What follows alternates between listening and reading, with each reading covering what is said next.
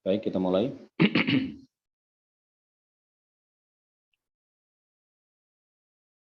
Assalamualaikum warahmatullahi wabarakatuh. Ila asyrafin nabiyyina Muhammadur Rasulillah sallallahu alaihi wasallam wa alihi wa dhurriyyatihi wa azwajihi wa ahli baitihi al-kiram wa ila arwahi ikhwanihi minal anbiya'i wal mursalin was-sahabati wat-tabi'in wal awliya'i as-salihin wal ulama'i al-'abidin wal malaikati al-muqarrabin wal mujahidin fi sabili rabbil alamin وإلى المصنفين المخلصين ونخص خصوصا إلى سلطان الأولياء الشيخ عبد القادر الجيلاني والإمام أحمد الرفاعي الكبير سلسلة رجال الطريقة الرفاعية وسلسلة رجال الطريقة القادرية وسلسلة رجال الطريقة النقشبندية وسلسلة رجال الطريقة العلوية وإلى أرواح المسلمين والمسلمات والمؤمنين والمؤمنات من مشارق الأرض إلى مغاربها برقها وبحرها خصوصا آبائنا وأمهاتنا وأجدادنا وجداتنا ومشايخنا ومشايخ مشايخنا وأساتذتنا وأساتذة أساتذتنا ونخص خصوصا إلى شيخ مشايخنا الشيخ عبد الله الهروي والشيخ نزار حلبي والشيخ محمد هاشم أشعري الشيخ عبد الوهاب حسب الله الشيخ دسوقي شمسوري الشيخ عبد العزيز مشهوري والشيخ عبد المهيمن نور وسائر مشايخنا وأساتذتنا ونخص خصوصا إلى أولادنا بنية أن يجعلهم الله الصالحين والصالحات وإلى من فتح ونشر الإسلام في هذه القرية وبنية التوفيق والتيسير وبنية قضاء جميع الحاجات والديون وبنية الشفاء والنصر على الأعداء وقبول الدعاء ونيل كل سول ورؤية الرسول وشفاعة الرسول ومرافقة الرسول في الآخرة ولرضاء الله الفاتحة. أعوذ بالله من الشيطان الرجيم. بسم الله الرحمن الرحيم. الحمد لله رب العالمين الرحمن الرحيم مالك يوم الدين إياك نعبد وإياك نستعين اهدنا الصراط المستقيم صراط الذين أنعمت عليهم غير المغضوب عليهم ولا الضالين آمين.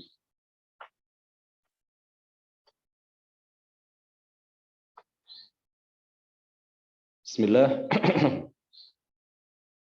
Alhamdulillah wassalatu wassalamu ala sayyidina Muhammadir Rasulillah wa ala alihi wa sahbihi wa mawalah wa la hawla wa la quwwata illa billah. Rabbi shrah li sadri wa yassir li amri wa thabbitni 'alal iman.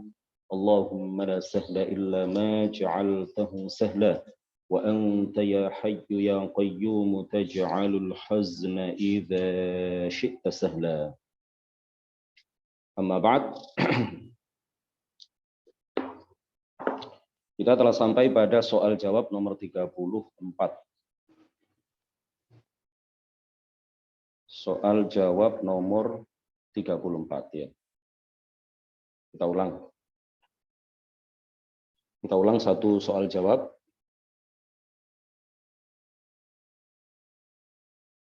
Sebutkan dalil dibolehkannya sholat qiyam Ramadan lebih dari 11 rakaat. Mad-dalilu ala annahu yajuzu qiyam Ramadan bi aktsara min 11 rak'atan. Qala Allah Ta'ala waf'alul khaira la'allakum tuflihun. Dan lakukan kebaikan supaya kalian beruntung. Al-hadits, salatul laili mathna mathna. Al-Bukhari. Rasulullah Shallallahu Alaihi Wasallam bersabda, salat malam itu dilakukan 2 rakaat. Hadis riwayat Imam Al-Bukhari.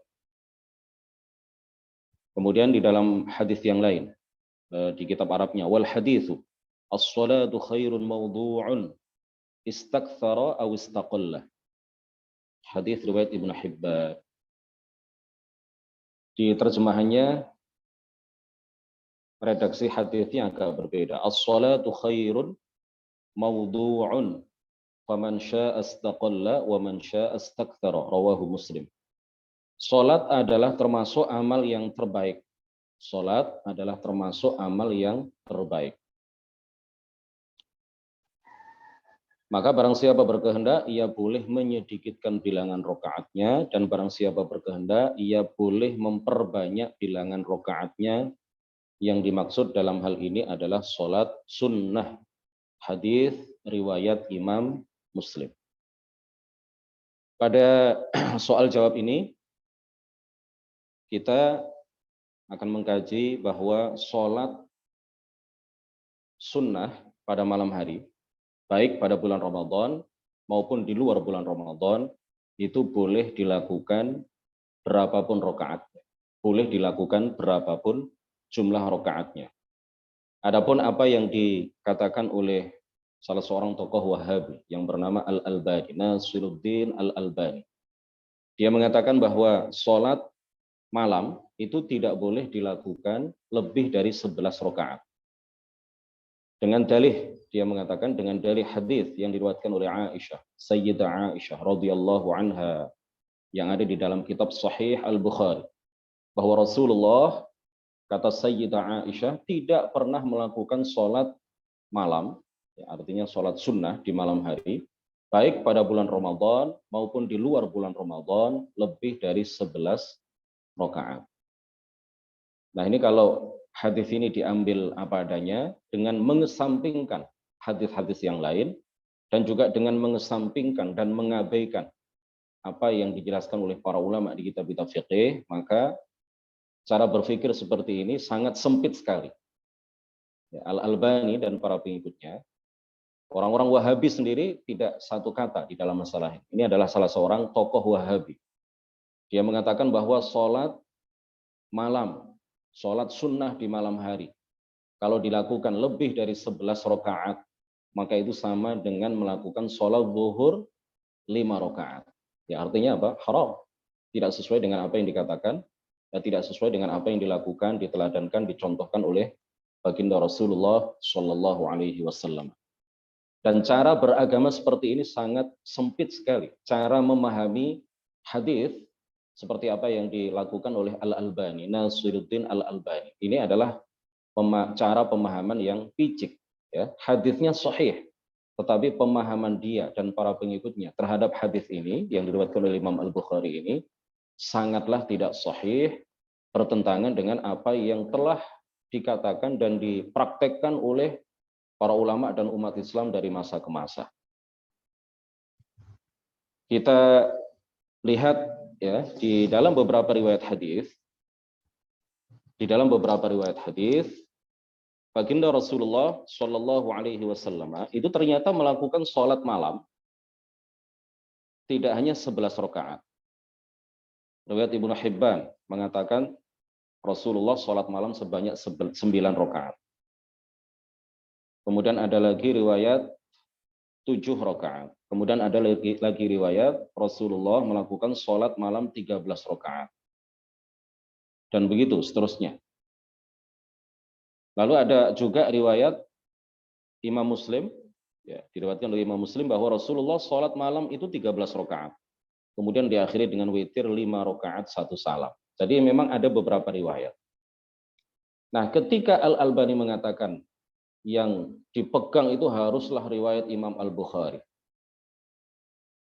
Di dalam riwayat Imam Al-Bukhari, Rasulullah tidak pernah melakukan sholat malam lebih dari 11 rakaat. Itulah yang harus kita pegang teguh.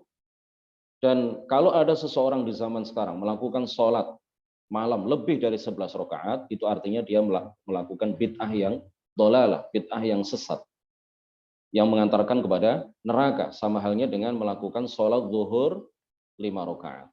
Nah, ini pemahaman yang tidak sahih, tidak benar. Para ulama mengatakan al-jam'u muqaddamun 'ala tarjih. Al-jam'u muqaddamun 'ala tarjih. Memadukan antara beberapa dalil, ya, memadukan antara beberapa hadis itu harus lebih dikedepankan daripada tarjih, ya, mengunggulkan satu riwayat dari riwayat yang lain. Kalau memang masih bisa dipadukan, dipadukan. Kalau masih bisa disinkronkan, itu lebih baik. Kenapa? Karena riwayat Imam Al-Bukhari sahih, riwayat Imam Muslim juga sahih, bahwa Nabi pernah melakukan sholat malam 13 rakaat. Kemudian diakhiri dengan 5 rakaat. sholat witir. Berarti 13 ditambah 5, 18 rakaat. Ya. Sholat malam 13 rakaat, kemudian diakhiri dengan sholat witir 5 rakaat. Nah ini itu riwayat Imam Muslim. Dan ada juga beberapa riwayat yang lain. Artinya kalau masih bisa dipadukan antara beberapa riwayat ini, maka dipadukan, disinkronkan. Bagaimana cara memahami beberapa riwayat yang berbeda-beda ini? Para ulama mengatakan bahwa masing-masing dari sahabat yang meriwayatkan hadis-hadis tersebut meriwayatkan berdasarkan apa yang dia lihat. Sayyidah Aisyah tidaklah setiap malam, setiap hari bersama Rasulullah Shallallahu Alaihi Wasallam. Karena Rasulullah memiliki lebih dari satu istri.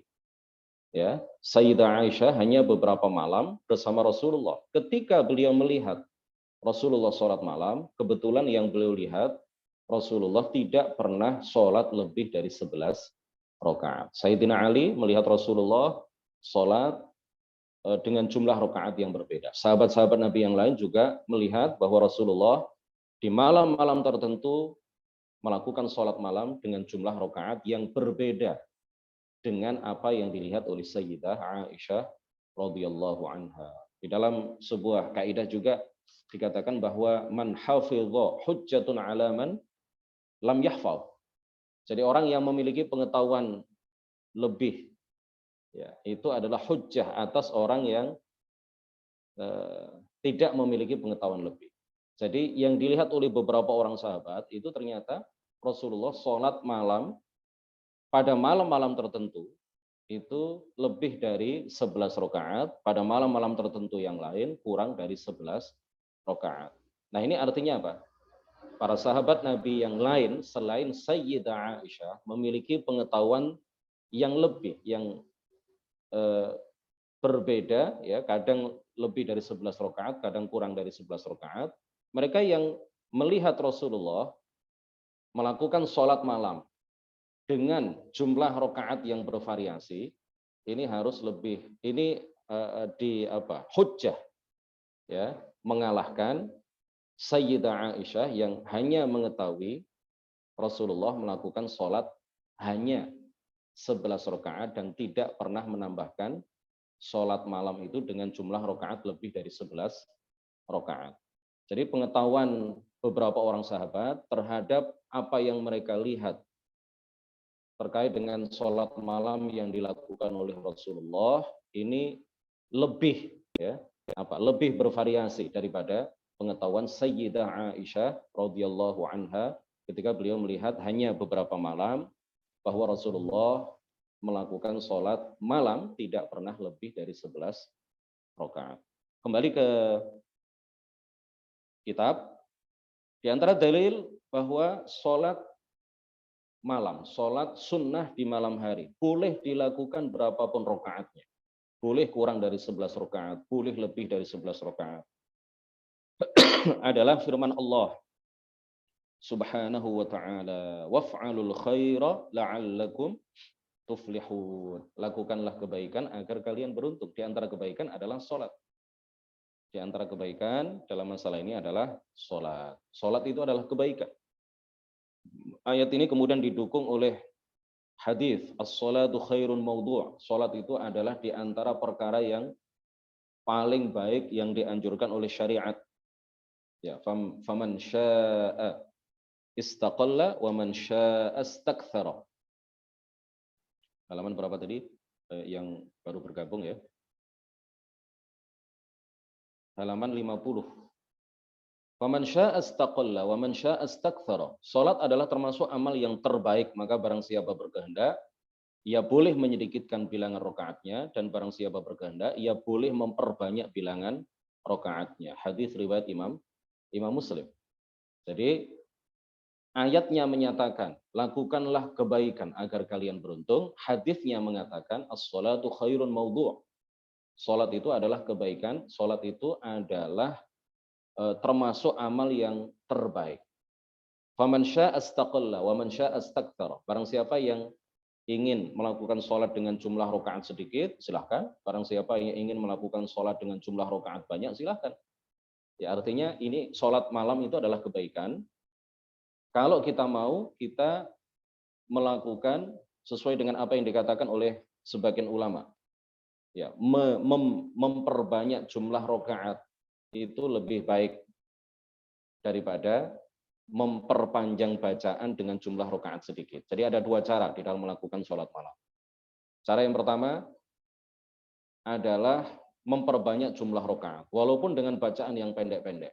Ya, alhaakumut takatsur hatta zurtumul maqabir wal 'asr innal insana lafi khusr. Ayatnya pendek-pendek, tetapi jumlah rakaatnya banyak. Atau cara yang kedua, memanjangkan bacaan. Ya, rakaat pertama separuh atau sepertiga dari surat Al-Baqarah. Rakaat kedua sepertiga dari surat Al-Baqarah. Kemudian salam. Rakaat berikutnya sepertiga lagi dari surat Al-Baqarah. Disambung dengan surat Al-Imran, disambung dengan surat Al-Waqi'ah, disambung dengan surat-surat yang panjang. Walaupun dengan jumlah rakaat yang sedikit. Nah, Imam Asy-Syafi'i radhiyallahu anhu ini beliau lebih suka, ya, beliau lebih suka apabila sholat malam itu dilakukan dengan bacaan yang panjang walaupun jumlah rakaatnya tidak terlalu banyak. Beliau mengatakan, la hadda li'adati rakaati qiyam Ramadan wa ma kana atwala qiyaman ahabbu ilayya. Tidak ada batas jumlah rakaat qiyam Ramadan. Ya, tidak ada batas jumlah rakaat qiyam Ramadan. Dan yang lebih lama berdirinya, artinya yang lebih panjang bacaan Qur'annya, lebih aku sukai. Ini cara yang kedua ini lebih disukai oleh Imam Asy-Syafi'i radhiyallahu anhu. Makanya dari dulu sampai sekarang, ya, dari dulu sampai sekarang di Masjid Haram, di Al-Masjid Al-Haram di Mekah, mereka melakukan sholat malam pada bulan Ramadan yang kemudian disebut dengan istilah tarawih, sholatut tarawih, ini 20 rakaat. Pada zaman dulu ya, beberapa generasi mereka melakukan sholat tarawih itu 20 rakaat di Al-Masjidil Haram, setiap 4 rakaat 2 salam, setiap 4 rakaat 2 salam, 2 rakaat 1 salam, 2 rakaat 1 salam, lalu mereka melakukan tarwihah, lalu mereka melakukan istirahat. Ya. Istirahat yang dimaksud bukanlah duduk, tetapi mereka menggerakkan badan dengan melakukan tawaf, mengelilingi Ka'bah, ya, menyegarkan badan, merefresh badan mereka agar tetap semangat, agar motivasi di dalam melakukan sholat itu tetap terjaga. Kemudian mereka melakukan sholat 4 rakaat berikutnya, 2 salam. Lalu mereka melakukan tarwihah, istirahat. Ya, karena istirahatnya itu dilakukan tidak hanya 1 kali, maka kemudian sholat 20 rakaat yang dikerjakan oleh umat Islam di Al-Masjidil Haram itu disebut sholatut tarawih. Sholatut tarawih, sholat yang dilakukan dengan melakukan istirahat, ya, setelah 4 rakaat, ya, istirahatnya tidak duduk-duduk, ya, tidak tiduran, tetapi istirahat itu dimanfaatkan untuk melakukan tawaf mengelilingi Ka'bah. Nah, umat Islam di Masjid Nabawi pada zaman dulu, umat Islam di Masjid Nabawi, mereka tidak bisa melakukan tawaf, sehingga apa yang mereka lakukan? Mereka melakukan sholat qiyam Ramadan, ya, sholat sunnah di malam hari di bulan Ramadan itu sebanyak 36 rakaat. Mereka mengatakan agar tidak jauh-jauh amat lah perbedaan antara pahala yang kami dapat dengan pahala yang didapat oleh umat Islam, saudara-saudara mereka yang melakukan sholat sunnah qiyam Ramadan di seputar Ka'bah, yaitu di Al-Masjid Al-Haram. Kemudian begini, hadirin sekalian, tidak semua yang tidak dilakukan oleh Rasulullah itu kemudian terlarang. Seandainya benar riwayat Aisyah bahwa Rasulullah Shallallahu Alaihi Wasallam tidak pernah melakukan sholat malam lebih dari 11 rakaat. Seandainya itu benar, ya. Tapi kan tidak benar. Karena ada beberapa riwayat seperti yang kami terangkan tadi. Tapi seandainya itu benar, maka seandainya Rasulullah tidak pernah melakukan sholat malam lebih dari 11 rakaat, apakah kalau umat Islam sepeninggal Rasulullah melakukan sholat malam kurang atau lebih dari itu, kemudian hukumnya adalah haram? Tidak. Karena dalam banyak sekali permasalahan, Rasulullah tidak pernah melakukan satu perbuatan, tapi perbuatan itu dilakukan oleh para sahabat sepeninggal baginda Rasulullah, dilakukan oleh para tabi'in, bahkan dilakukan oleh tabi'in, bahkan juga dilakukan oleh sahabat tidak pernah melakukan, tabi'in tidak pernah melakukan, ya, tetapi tabi'in, generasi setelah tabi'in, itulah yang kemudian melakukan apa yang tidak pernah dilakukan oleh baginda Rasulullah. Contohnya banyak sekali. Ya, dalam pembahasan bid'ah tempo hari, kita sudah menjelaskan. Dan kaidah yang telah disepakati oleh para ulama. Tarkus syai'i la yadullu ala tahrimihi. Atau tarkus syai'i la yadullu ala man'ihi. Ketika Rasulullah meninggalkan sesuatu, ketika Rasulullah tidak melakukan satu perbuatan, maka hal itu tidak bisa dijadikan dalil bahwa perbuatan yang tidak dilakukan oleh baginda Rasulullah itu kemudian hukumnya haram dan terlarang untuk kita lakukan. Bukan dalil. Rasulullah meninggalkan banyak sekali perbuatan yang kemudian dilakukan oleh para sahabat, oleh tabi'in, oleh tabi'in. Di antaranya misalkan sebagai sebuah contoh. Sahabat Abu Hurairah radhiyallahu anhu, beliau memiliki tali yang kemudian diberi bundelan-bundelan. Sebanyak berapa? 12.000 bundelan. Dan beliau mengatakan, ya, setiap hari beliau usabbihu biqadri dzunubi. Beliau membaca tasbih sebanyak bundelan yang ada di tali yang beliau buat.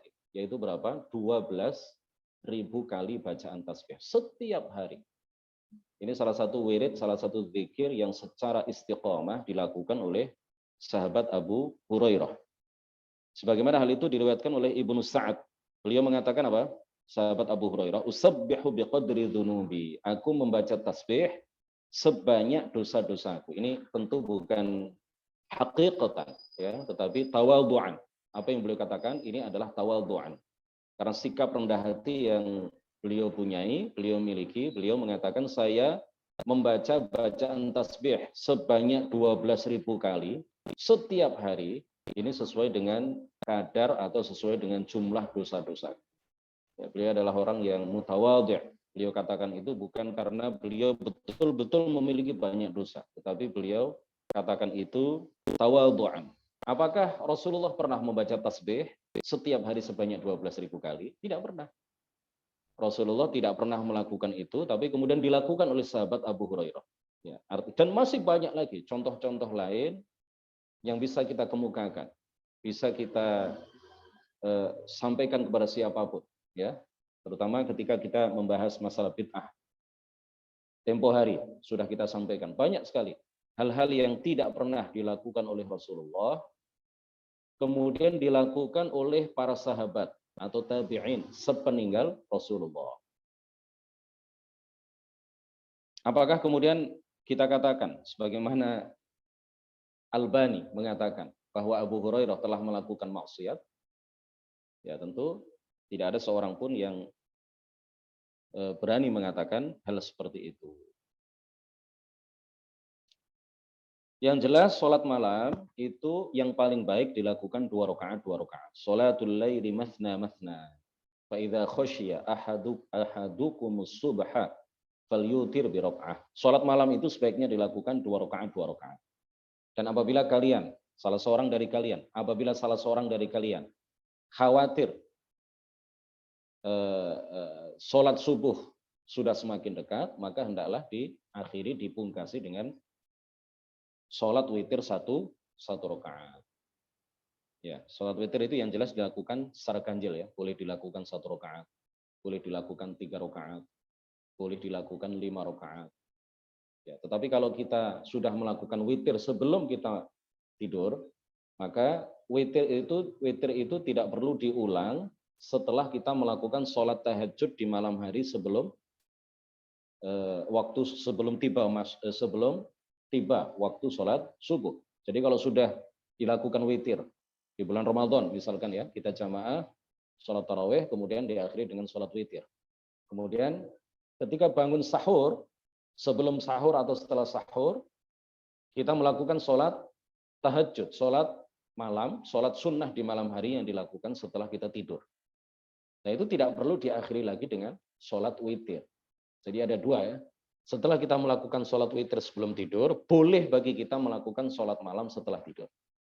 Dan yang kedua, kalau kita sudah melakukan sholat witir sebelum tidur, lalu kita melakukan sholat malam setelah tidur, maka tidak perlu lagi kita mengakhiri sholat-sholat malam yang kita lakukan dengan witir lagi. Karena la witroni fi lailah. Tidak ada dua witir dalam satu malam. Demikian kajian singkat pada pagi hari ini, mudah-mudahan membawa manfaat, membawa barokah bagi kita semuanya. Ada pertanyaan apa tadi?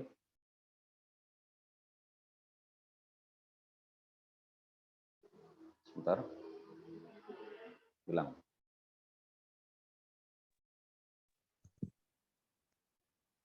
Nanya Ustaz. Cuma satu rakaat nggak apa-apa ya Ustaz. Habis ba'diyah isya terus witir satu rakaat boleh ya? Witir satu rakaat boleh. Ya, silakan.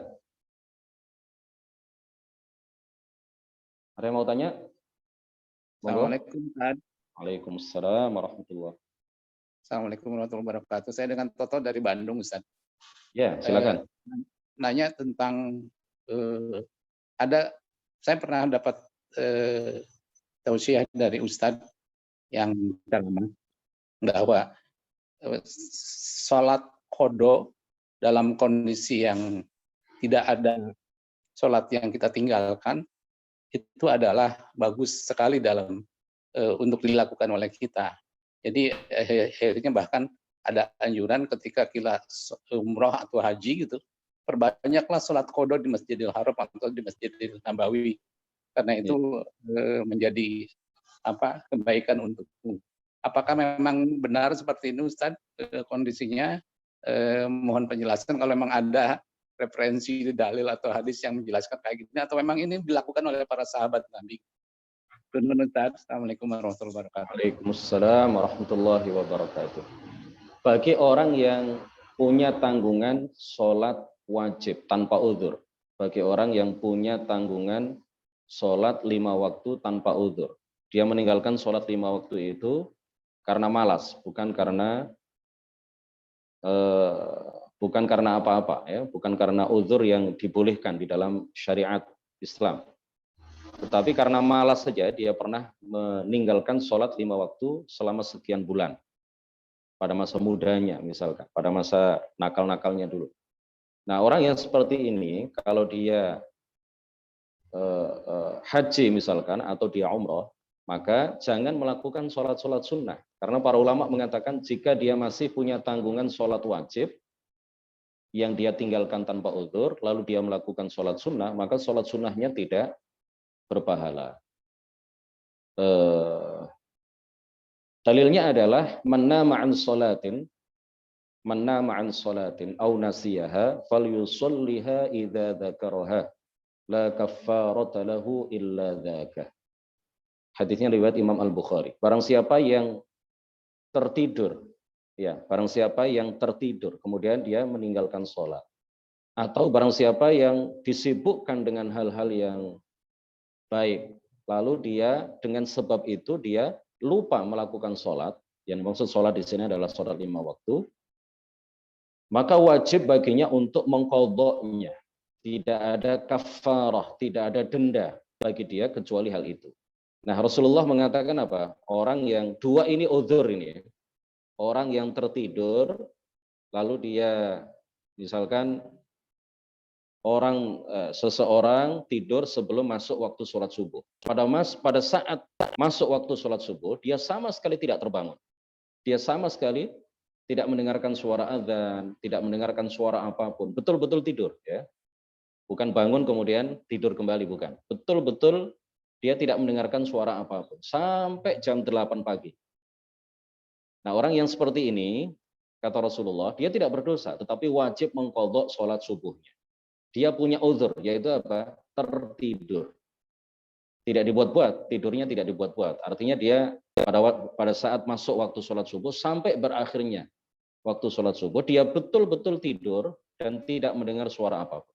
Atau orang lupa, saking sibuknya belajar ilmu agama, ya, sebelum mulai jam 11 dia baca-baca kitab misalkan, atau mendengarkan kajian-kajian lewat YouTube dari guru-guru yang dia kenal, yang terpercaya, yang punya sanad.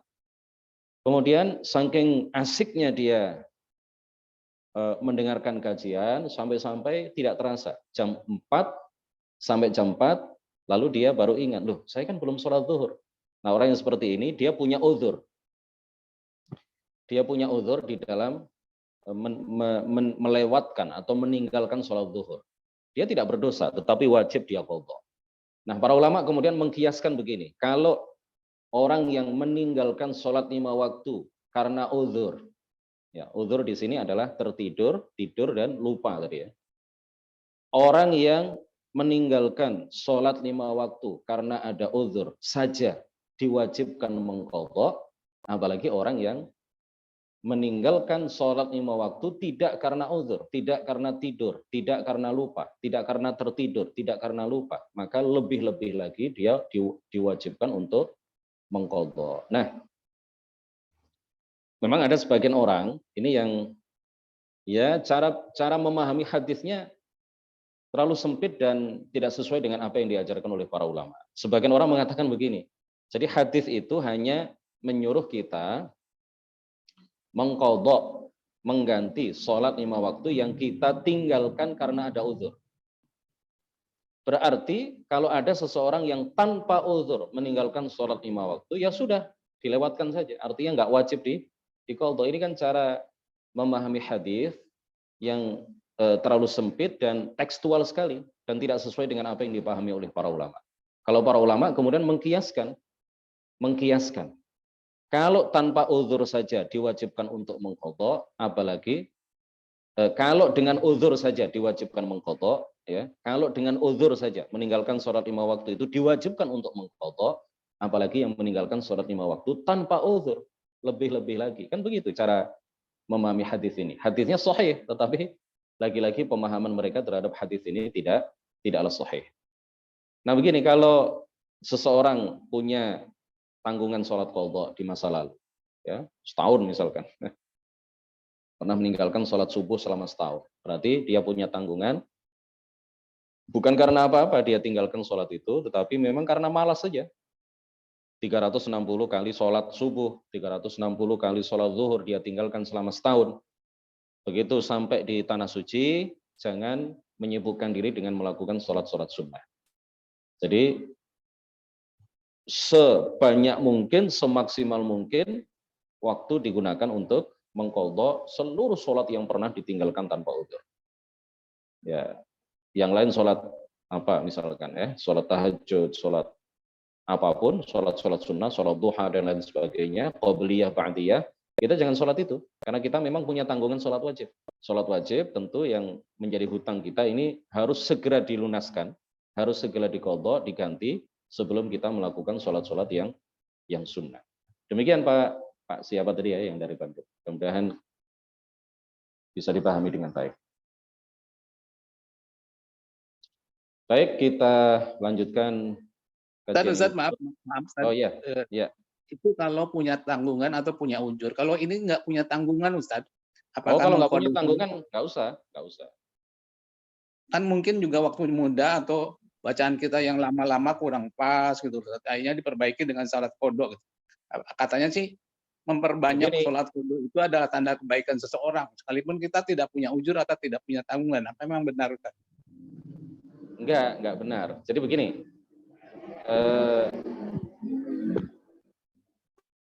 bisa benar bisa tidak ya. Bisa benar bisa tidak. Gini, kalau ada seseorang yang sudah berusia 50 tahun, misalkan dia baru belajar sholat, ya waktu mudanya itu tidak pernah meninggalkan sholat. Waktu dia balik, dia tidak pernah meninggalkan sholat, langsung sholat ya. Tapi dia baru belajar rukun sholat, dia baru belajar mengenai sholat dengan benar melalui guru yang terpercaya, itu baru di usia 40 tahun. Nah, waktu menginjak usia balik sampai usia 40 tahun, dia ingat betul bahwa Fatihahnya masih belepotan, rukuknya tidak benar. Dia ingat betul, ya. Karena dia hanya melihat orang sholat lalu dia ikut-ikutan sholat. Dia sama sekali tidak pernah melakukan sholat dengan benar. Dia ingat betul seperti itu, bukan ragu-ragu. Dia ingat betul. Maka yang kalau dalam mazhab Syafi'i, orang yang baca Al-Fatihah tidak benar itu kan tidak sah sholatnya. Ya, artinya orang yang sholatnya tidak sah itu sama dengan tidak sholat. Orang yang sholatnya tidak sah itu sama dengan orang yang tidak sholat. Artinya orang yang bacaan Fatihahnya tidak benar, berarti sholatnya tidak sah. Kalau sholatnya tidak sah, berarti sama dengan tidak melakukan sholat. Dan dia ingat betul bahwa waktu itu dia nggak pernah belajar fikih, nggak pernah belajar tata cara sholat dengan baik dan benar kepada atau melalui bimbingan seorang guru yang terpercaya, sama sekali tidak pernah. Berarti kan sama dengan tidak sholat. Ya, kalau sama dengan tidak sholat ya dia qadha. Wajib dia qadha. Tetapi kalau hanya was-was saja, was-was. Jangan-jangan saya dulu sholat saya nggak sah ya. Ya jangan diqadha, nggak usah. Sudah. Dulu saya setelah menginjak usia balik atau sebelum usia balik saya sudah belajar tata cara sholat dengan baik dan benar. Bacaan Fatihah saya talakikan, saya belajar Al-Fatihah itu kepada guru yang terpercaya. Kemudian saya bisa baca Al-Fatihah dengan benar. Kalau sudah seperti itu dan dia tidak pernah meninggalkan sholat, ya sudah, jangan was-was. Ya. Kadang-kadang orang itu digoda oleh setan sehingga dia was-was seumur hidupnya. Jangan-jangan gitu. Jangan-jangan saya dulu pernah sholat, tetapi sholat saya tidak sah. Jangan-jangan ya kalau seperti itu nanti was-was terus, menjadi pikiran terus dan tidak baik gitu ya. Kalau seperti itu malah tidak baik. Begitu Pak ya. Ada lagi yang ditanyakan? Mudah-mudahan bisa dipahami dengan baik. Bapak siapa tadi? Dibuka aja mikrofonnya, enggak apa-apa.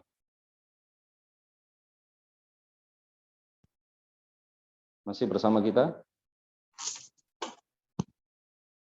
Dengan Pak Toto, Pak Tadi dari Bandung. Oh ya, Pak Toto. Begitu Pak ya jawabannya ya. Baik. Jadi jangan was-was kalau memang sudah yakin bahwa semua sholat yang pernah dilakukan itu sudah sesuai dengan apa yang diajarkan oleh guru-guru kita, guru-guru yang terpercaya, sudah sesuai dengan rukun sholatnya, syarat sah sudah kita lakukan, wudhunya sudah sesuai dengan apa yang diajarkan oleh para guru kita, ya sudah. Saya pernah sholat Jumat, Ustadz, di beberapa kali itu. Waktu itu saya belum paham. Ternyata di dalam sholat Jumat itu di khotib itu tidak dibacakan dalam khutbahnya itu tidak dibacakan salam kali, Ustadz. Tidak dibacakan apa? Tidak dibacakan Nabi. Ya, ada orang yang sepertinya anti banget dengan salawat Nabi itu. Jadi akhirnya saya baru sadar ketika dijelasin guru saya bahwa itu nggak sah sholat Jumat kamu harus qadha. Jadi akhirnya sekarang sebelum Jumatan itu saya banyakin qadha sholat zuhur, cuma saya nggak tahu hitungan berapa kali saya nggak sholat di masjid itu gitu. Sampai yakin, diperkirakan sampai yakin, kira-kira ini saya dulu meninggalkan atau sholat Jumat saya tidak sah itu selama setahun misalkan, berarti ya begitu. Jadi diperkirakan berapa kali Bapak melakukan sholat Jumat dengan model khotib seperti itu, diperkirakan kurang lebih 1 tahun, berarti ya dihitung saja, berarti 360 kali sholat zuhur. Begitu saja, iya, jadi enggak usah was-was. Dihitung sampai yakin, diperkirakan saja, ya, diperkirakan. Ini kalau sepertinya bukan 9 bulan, tapi pas ini 12 bulan ini, kan ada, diingat-ingat lah ya, diingat-ingat dulu mulai melakukan sholat Jumat dengan model khotib seperti itu, kira-kira di tahun berapa sampai tahun berapa. Begitu saja, jadi nggak usah ribet-ribet dan nggak usah was-was. Siap, baik. Baik, Ustaz atau non Ustaz? Nggih, sami-sami.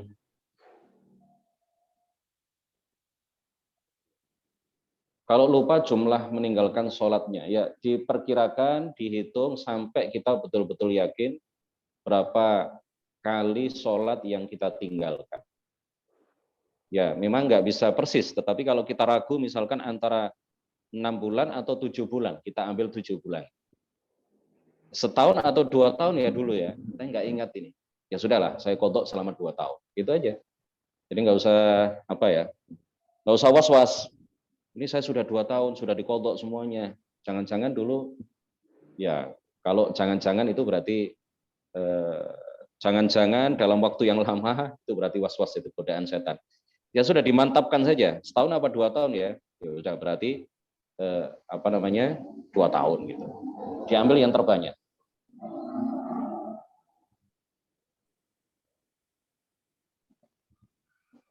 Khotib yang dimaksud Pak Toto gimana ya Ustaz? Ya kalau tidak baca sholawat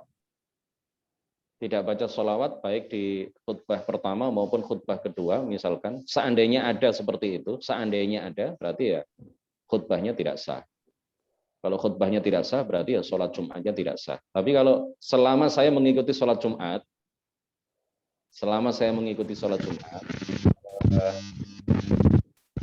saya tidak pernah mendengarkan khotib yang meninggalkan bacaan sholawat. Mungkin di beberapa masjid itu, mikrofonnya tolong ditutup dulu ya. Mungkin di beberapa masjid itu khotib Jumat, bacaan sholawatnya itu tidak menggunakan isim zahir, tidak menyebut kata Muhammad, tapi hanya menyebut alaihi. Ya, misalkan begini. Sholawatnya diakhirkan, hamdalah dulu, kemudian baca 2 kalimat syahadat, asyhadu an la ilaha illallah wahdahu la syarikalah wa asyhadu anna sayyidana wa asyhadu anna Muhammadan abduhu wa rasuluh. Baru kemudian baca salawat. Fallahumma sholli wa sallim wa barik alaihi wa ala alihi. Tidak ada kata Muhammadnya, tetapi ada dhamir, ada kata ganti yang kembali kepada Muhammad yang telah disebutkan dalam syahadat tadi sebelumnya. Ini menurut sebagian ulama ya tidak dibenarkan seperti ini. Tetapi menurut sebagian ulama boleh. Dan saya mengikuti pendapat yang membolehkan. Jadi meskipun tidak menyebut nama lafadz Muhammad, ya, tetapi kalau hanya menyebut dhamir, menyebut kata ganti yang kembali kepada lafadz Muhammad yang sudah disebutkan sebelumnya, itu khutbahnya sah. Ya, khutbahnya sah. Ini biasa guru-guru kami melakukan khutbah dengan cara seperti itu. Ya, tetapi tetap baca sholawat, cuma tidak menyebut nama Muhammad, tapi hanya menyebutnya gitu kalau dalam diterjemahkan dalam bahasa Indonesia, alaihi, kepadanya atau atasnya. Nya kembali ke nama Muhammad yang telah disebutkan di bagian sebelumnya, dan itu boleh. Demikian kajian kita pada pagi hari ini, mudah-mudahan bermanfaat, barokah bagi kita semuanya. Subhanakallahumma wa bihamdik asyhadu an la ilaha illa anta astaghfiruka wa atubu ilaik. La ilaha illallah. Allahumma shalli ala sayyidina Muhammad wa ala alihi wa sahbihi wa sallim. Rabbi ighfirli wa liwalidayya wa lil mu'minina wal mu'minat. Wassalamu alaikum warahmatullahi wabarakatuh.